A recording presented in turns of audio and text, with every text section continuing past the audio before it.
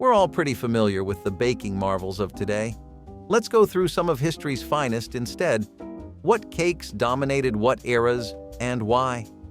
From delicious treats on a budget to multi-layered culinary works of art, let's see what baking history has in the pantry. So the first one to start our list off is the pineapple upside-down cake. This one has more history than you'd think, and despite its heyday in Europe being over with trends going more towards fast food and microwavable frozen takeout, dishes like these have taken a back seat. Though, even in the Middle Ages, Europeans were messing around with the idea of cakes with a layer of fruit that had butter poured over it. These were flipped before serving. So the concept of an upside-down cake has been around for years. In America, it first made its debut at a 1925 Hawaiian cooking contest that specifically had contestants work with pineapple recipes. Over 2,000 of the cakes were upside-down ones, and the prize winner was a pineapple upside-down cake too. This led to ads galore, and around the 30s, this cake took America by storm before being forgotten to history. Next is the chocolate mayo cake. This sounds more experimental than it is. It still uses the staple ingredients you've come to know and love. It just replaces the eggs and butter part with mayo. Now, an older version of this recipe messes around with dry fruits like dates. Nutty flavors were just as popular in the 1940s as they are now. This cake also used to be called the $100 cake because of an old legend. The story goes that a woman went to a bakery in New York City, having tried a chocolate cake so divine she just had to have the recipe. So she struck a bargain with the chef that for $100 he would give her the recipe. The rest is history. Chocolate mayo cake, and this story was so big back in the day that it even caught the National Food Editor's attention.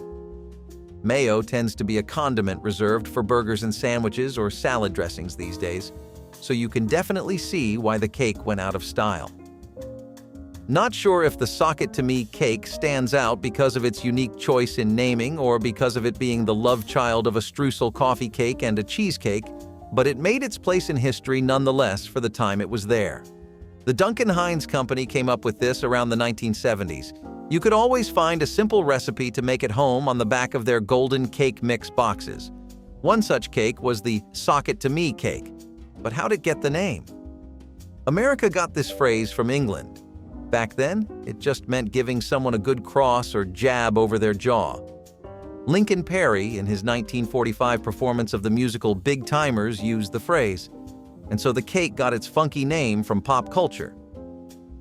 The Mississippi mud cake is actually one that gets its name because of the region. It's a little poetic, really. The gooey, dark chocolate hues of the cake would often remind locals, especially those living closer to the river, of the dark, muddy banks of the Mississippi River. This thing was a hit by every definition of the word across the 50s and 70s.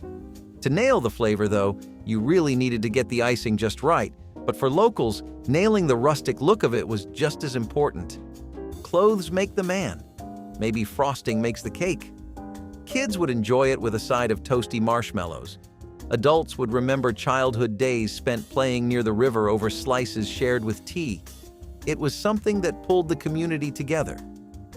This was most popular as a birthday cake for children, especially because they would already be playing around those same muddy banks, so it really created a vibe on its own unique to Mississippi. The cake had a very strong nostalgia factor going for it. Emma Rylander Lane was responsible for both creating and naming this one. As it goes, she went into a county fair bakery contest, Lane Cake, not named yet, in hand, and the judges immediately awarded her first place. She made it extremely popular in the early 1900s, and while the contest was just in Georgia, it's also known as prize cake, and it was a real hit with adults because of the bourbon lacing. You could switch it up with whiskey or brandy too. Taste-wise, people would get it mixed up with Baltimore cakes, but the Lane cake really had a flavor all unto itself. The cake didn't have a lot of variations across history, and while it used to be a prime choice for weddings, others have taken that place. Dr. Pepper Texas Cake was a Kentucky favorite, especially among the younger 20-27 aged crowd. Dr. Pepper was already something the masses couldn't go without. It would have aromatics such as cinnamon and nutmeg. The chocolate frosting, though, sealed the deal for many, especially kids. Many rely on Dr. Pepper for their daily energy boost, And when you add sweet cakes to the mix, what the crowd of the 50s experienced was a truly unique combination, likely unmatched in the history of baking. Still, for all of its innovativeness, it could not stand the test of time. It did do one thing. It broadened the mind of bakers at the time who would usually stick to conventional baking methods and recipes. It opened their heads to the idea that you can mess around with flour and butter just like you can with meat and bread. Some might have even been surprised at what they ended up creating. For what it was, though, it was pretty popular and experimental. No one knows where exactly the original lemon cheese layer cake recipe originated from, but it was all the rage in the 50s down in the South. If you ever wanted to escape the southern heat and just feel refreshed or get a boost of energy through your day, or simply just enjoy a nice, relaxing brunch at a good cafe, this was the dessert to order. All you needed to make it at home was some eggs, lemons, and butter, so it was popular with the home chefs of the era too. Today, preferences have leaned more towards double-layered pastry cakes with crispier crusts and different fillings, so the cheese aspect probably held it down from surviving in the long haul. Quaker oats are just as popular now as they were back in the 1930s, but you may not have heard of Quaker oats being transformed into a dessert known as the Lazy Daisy oatmeal cake. That is exactly how the people back then got their daily protein intake, though. It got wildly popular because it was so incredibly simple. Some sugar, a 10-inch pan, Quaker oats, and basic baking knowledge had you all set for a healthy and delicious meal. During that time, it was a favorite of low-income households and for those who wanted to work out on a budget. This cake would cost you almost nothing and had only benefits calorically, which is not a deal you normally get with baked goods, so you can imagine why it spread. Maybe it shouldn't have gone away with the years. The esteemed German chocolate cake found its way to American soil through Samuel German around 1950. This incredible baker went away from the norm of the time, which always favored the more natural taste and aroma of dark baking chocolate.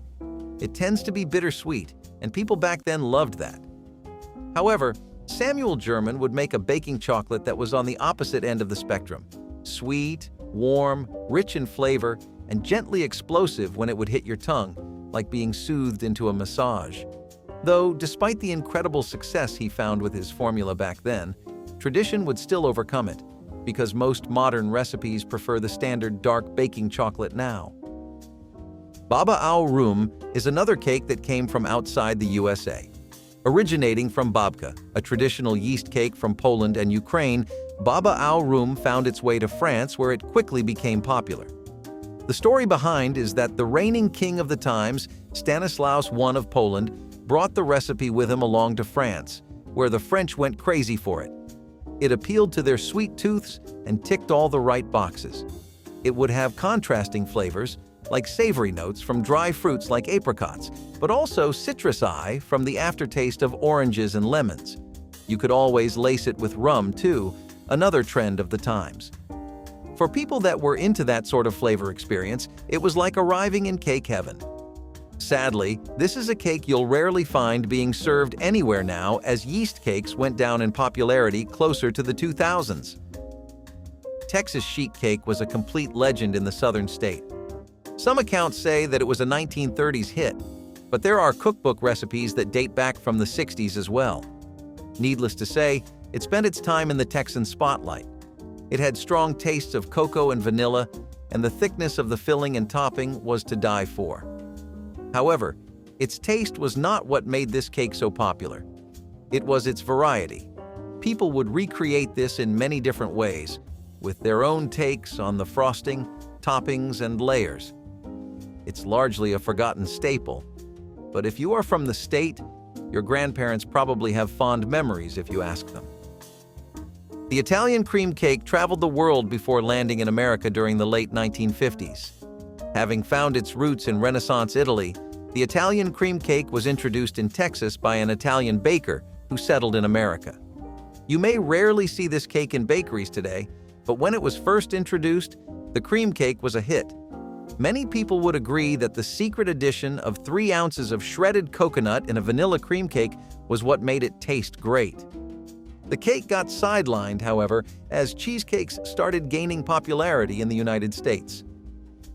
Moving on to the Blackberry Jam Cake, this one might be one of the oldest cakes on the list. You can find recipes going as far back as the late 1800s. It was a bit of a wild mix of flavors with dry fruits, spices, vanilla, and double layers. Though it worked beautifully, thanks to the jam-packed filling. It makes sense why a cake with so much going on didn't survive the 21st century, as people preferred more streamlined dishes with a firm direction in taste over a whirlwind of flavor. The cake ultimately died out. But for when it was popular, it was beloved in homes, cafes, restaurants, bakeries, and tables everywhere. Now, we've discussed lots of bakery favorites, but what about a cake you'd eat at a wedding? Apple stacks were just that and more. It would have an extremely rich flavor that was possible because it would need to be rested for an entire night before serving, but that's sealed in the essence of every ingredient in each bite. It is no surprise that such a rich cake was a popular choice for weddings. However, it probably went out of style because it didn't match the part in looks. On the outside, it looks like a simple enough cake, but on the inside, it's a cake fit for any celebration. Still, it must have been divine to get married while this was being served, right? Speaking of divinity, scripture cake, aka Bible cake, was another extremely popular one amongst academic institutions, Christian households, big shocker, and Sunday school kids. If you came from a religious family basically, you probably had this back then. It was not so different from any other kind of cake. It had sugar, almonds, honey, some mixed spices, and your other typical ingredients. However, it got its name because of its incredibly light, almost beige, off-whitish color and surreally sweet flavor. It was a reward for devout children, particularly religious ones, or ones who were just doing great at Sunday school. Hopefully everyone got equal servings, since you'd be hard-pressed to find this cake anymore. On the other hand, you also had angel food cake, which got its namesake from its creamy meringue of a similar color and an even sweeter aftertaste. Paired along with a foam base that made biting into it a seamless experience, it was not surprising that kids and adults alike loved this cake religiously. It was a pretty common cake in the early 1900s in the United States, though now it has faded into obscurity. The cake was so famous once that it would be mentioned in the New York Times recipe section a handful times. The recipe was what made the cake stand out. Unlike other cakes, angel food cake used no butter in the batter. This made it easier for people to bake a cake even with lesser ingredients. Breaking away from religious dishes, the Jamb Cake was a crowd pleaser in Tennessee in the 50s. Why? It was delicious and it was easy. Few bakers, no people, need more reason than that to spend money or time on a dish. It was a sight to look at too, with a hole in the middle that allowed a lot of customizing. That's probably why it got so popular with the baking community, a cake that everyone you know loves that you can experiment with to test your baking chops on. People would try out different variations of it, and so ingredients for the cake were constantly bought and sold. Bundt cake's fame got to the point where Pillsbury made a whole catalog of cake mixes for bundt cakes, but they shut it down eventually around the 1990s due to a constant decline in sales. Another contender for the oldest cake on this list is probably the Charlotte Roose cake. This was created by Marie Antoine Carême, and in the 18th century, it was the equivalent of Five Guys. Basically, everyone and their grandmother would be having it. The whipped mousse, the Bavarian cream, screamed rich people's food while being somewhat accessible to the general public. Also, gelatin was not exactly as popular as it is today. Back then, including it in a cake was a stroke of genius and a bit of a rarity. It was too much of a chore to prepare in households on a whim, though. Did not help that the times that followed were some of the most economically challenging times. This made the public lean towards low-cost food a lot more than fancy cakes. You would traditionally prepare this by letting it rest for the entire night, and that definitely contributed to the difficulty of making it. It was not the most complicated cake, but it was also a little draining to make, and in hard times you just want easy comfort food, so it faded away. One of the last ones on the list is the Grand Marnier cake, which dominated bakeries during the 50s to the 70s, especially in the South where it became something of a cult classic especially in bars and among adults because it would usually be raced with rum or brandy or some other kind of alcohol the South would die for. In terms of flavor, it did not stop there. Chocolate chips and a delightfully sweet syrup made for an incredibly rich experience that was the perfect snack if you were tipsy or just wanted to catch up with a friend over a few delicious slices of cake. It faded away with other cakes that would usually be alcohol-laced, probably because American palates changed from sweet rum to McDonald's. We have hit the last one on our list, the Blitz Tort.